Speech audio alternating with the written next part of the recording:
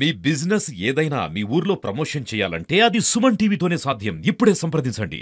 గోదావరి మళ్లీ ఉగ్రరూపం దాలుస్తోంది. భద్రాచలం వద్ద ప్రమాదకర స్థాయికి నీటి మట్టం చేరింది.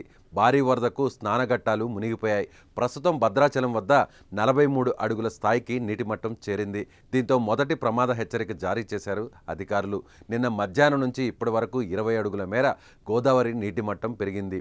ఇక 48 అడుగుల వరకు భద్రాచలం వద్ద గోదావరి నీటి మట్టం పెరిగే అవకాశం ఉందని కేంద్ర జలసంఘం అధికారులు అంచనా వేస్తున్నారు.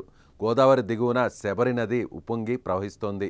శబరి పోటు వేస్తే గోదావరి ప్రవాహం వేగం తగ్గి భద్రాచలం వద్ద నీటి మట్టం మరింత పెరిగే అవకాశం ఉంది.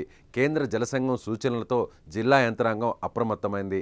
గోదావరి తీర ప్రాంత వాసులు అప్రమత్తంగా ఉండాలని సూచన చేస్తోంది. ఛత్తీస్గఢ్లో కుండపోత వర్షాలకు దిగువకు భారీగా వరద వచ్చి చేరుకుంటోంది. తాలిపేరుకు భారీగా ఇన్ఫ్లో నమోదు కాగా ప్రాజెక్టు 24 గేట్లను అధికారులు ఎత్తివేశారు.